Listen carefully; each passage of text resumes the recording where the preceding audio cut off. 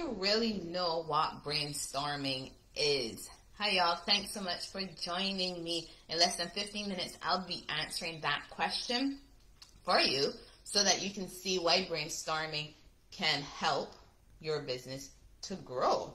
So like and share this video if you get value from it. I'm Dr. P. I'm a strategic business coach. I've been a school psychologist for about 10 years in K-12 schools in the U.S., served on professional organization committees, and taught more than 10 master's level psychology courses online. And there have been so many times throughout my career that we had to engage in some brainstorming, and it had been very beneficial because you can brainstorm by yourself or you can brainstorm in a team. So let's get to that question of, do you really know what brainstorming is? Maybe you've heard of the word before, but you're not quite sure what it is. That's fine. Or maybe you've done it and you didn't even realize that you were actually doing brainstorming. That's fine too. But do you really know how it can help you to grow your business?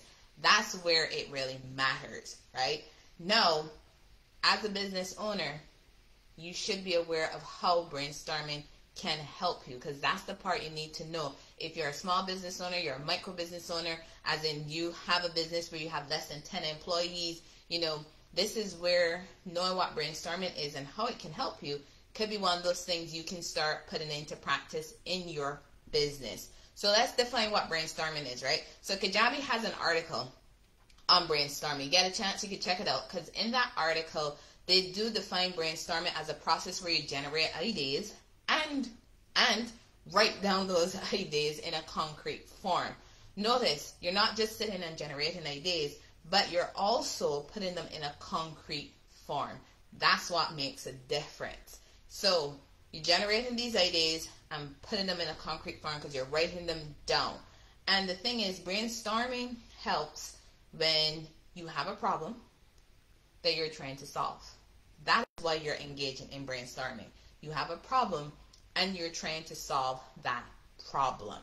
So in that process, you are coming up with all these different ideas. So the problem that you're encountering could be a problem that's related to you starting a new project, or you've already started the new project, or maybe you haven't started something yet, but there's something that is wrong in your business and you're trying to figure out what is wrong so that you can move on to the next step. And with that part of brainstorming after you started a new project, let me explain that one for a little bit, because you might be wondering, why would you do that after you started it? I thought that's the whole purpose of brainstorming. You brainstorm so you can get ideas, right? And solve them. That's true. That really is true. But sometimes after you implement it, you might still need to be doing some brainstorming. So let me share this with you.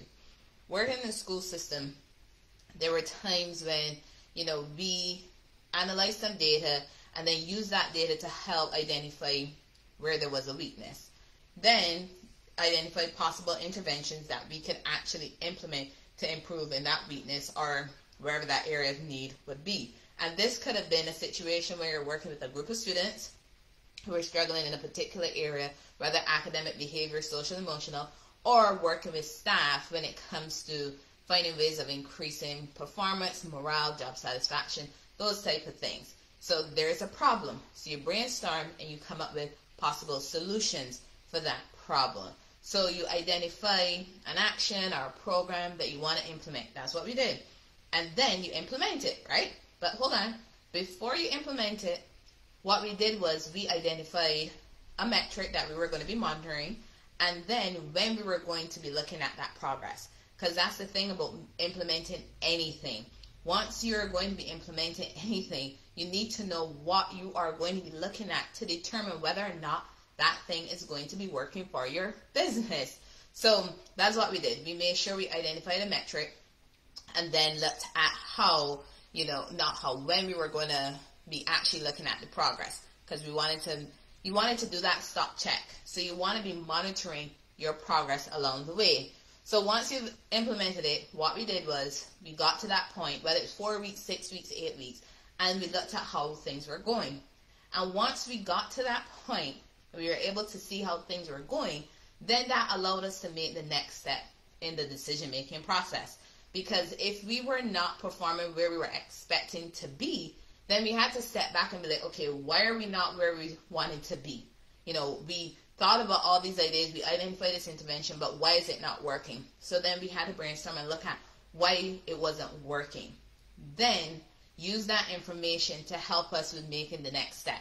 And that next step could have been making a change to how we were implementing it, you know, or adding on to something, you know, that we were already implementing. And in some instances, looking at something else because of how things were going.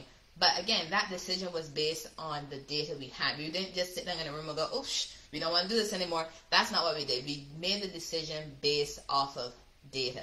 That's what you have to be doing to help you to make the most informed decisions for your business, right?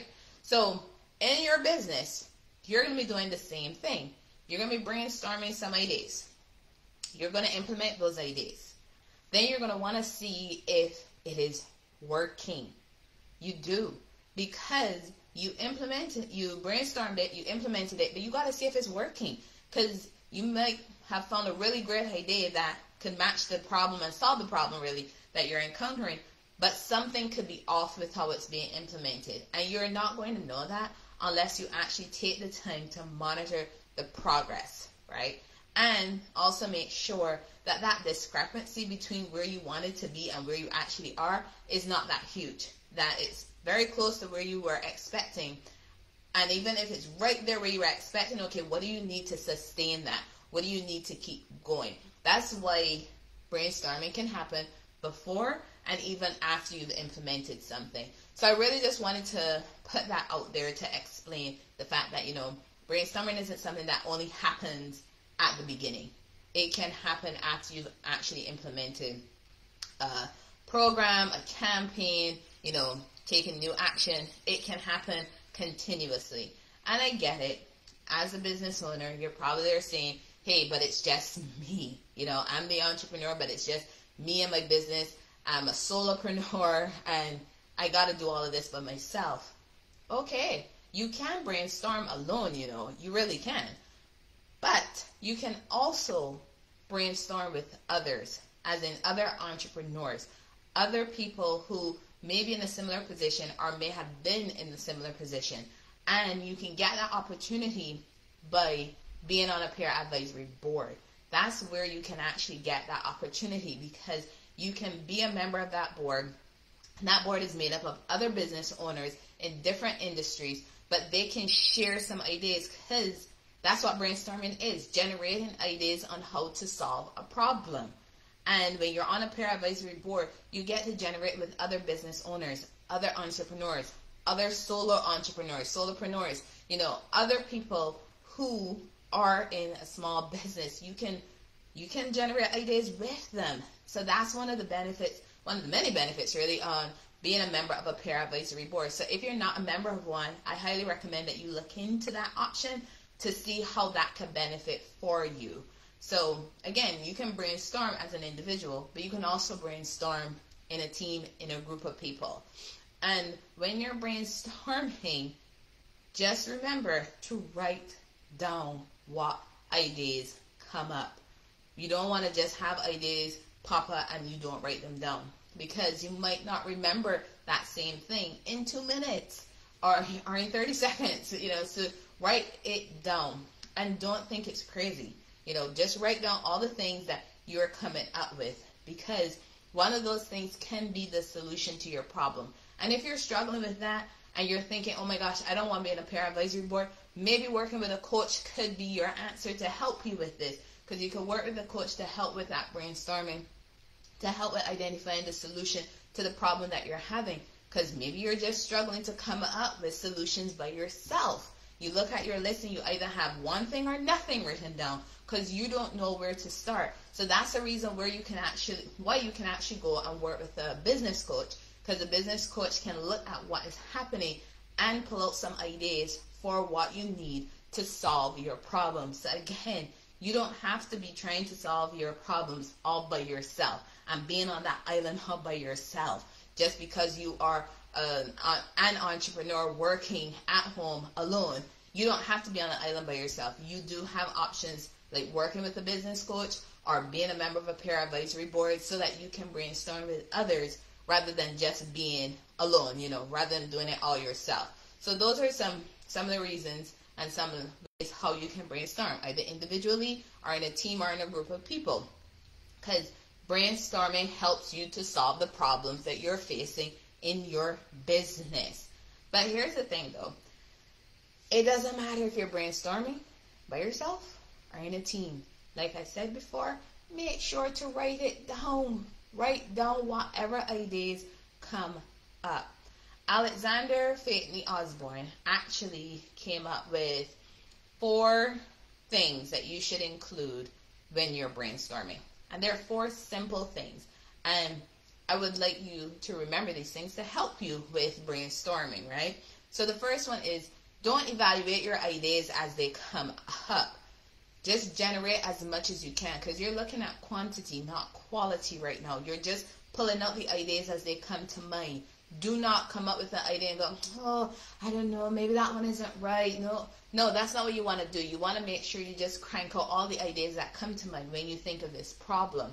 And in doing so, don't censor them or eliminate ideas because you think it sounds kind of wacky, too off the wall, a little bit too crazy. No, don't do that, because some of those ideas that you're thinking about that are so crazy, so off the wall, so wacky, that might actually be the solution that you're going to be using to solve your problem. So don't eliminate it. Write it down. Then the third one is, remember that you can take an existing idea that you have in your business right now and expand on it. So maybe there's something that you've already implemented in your business that you're not quite sure if that is as far as it can go, and you have an idea of, okay, we can expand and go in a different direction. You can do that. Again, it's brainstorming, generating ideas to help you solve your problem. And then the last one is, don't criticize your idea or the ideas of others if you're working in a group or a team. Don't criticize it. You want to have that open communication, have those ideas flowing, because the minute you start criticizing your idea or the idea of somebody else's, your mind is going to shut down and you're not going to want to be a part of that process anymore. So don't criticize your ideas. Don't evaluate your ideas. Don't eliminate ideas.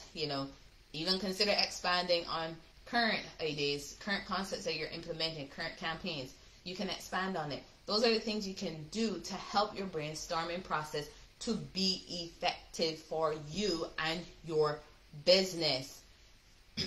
And if possible, it would really be good if you can do this brainstorming in an area that is free of distraction, because you want to be focused on the process. You have a problem in your business you're trying to solve. You need to be focused to solve that problem. That's why you need to eliminate or avoid distractions while you're doing your brainstorming. And be sure to give yourself or your team or your group, depending on who you're brainstorming with, enough time to actually brainstorm. Don't sit and go, oh, I just need 5 minutes. Give yourself enough time to brainstorm. But don't sit forever brainstorming. You got to give yourself enough time to brainstorm, to generate those ideas, writing them down. And once your brainstorming session comes to an end, don't stop there, because that was just a brainstorming session. That was just your way of generating ideas. Here's the thing. The next part comes with looking over those ideas, looking over that list of ideas, and then identifying the one or the ones that you want to actually implement. But you're not stopping there. Then you're actually going to implement them. You have to. So you brainstorm, you came up with ideas. Then after your brainstorming session is over, you reviewed what ideas you came up with. Then you identify the ones that you want to implement. Then you go and implement them. Take action. That's what it's about, being an entrepreneur, being a small business owner, being a micro business owner, being a solopreneur. It's about taking action. You have those ideas now that you have generated to help you solve the problem you're facing. Now take action. Remember that as an entrepreneur, you don't have to do it by yourself. You can brainstorm by yourself, but you can also work with a coach, and you can also be a member of join the peer advisory board to get that added support from your peers. So Good luck with your brainstorming, and I hope you're able to solve your problems. Remember, solutions plus actions equals results. Bye, y'all.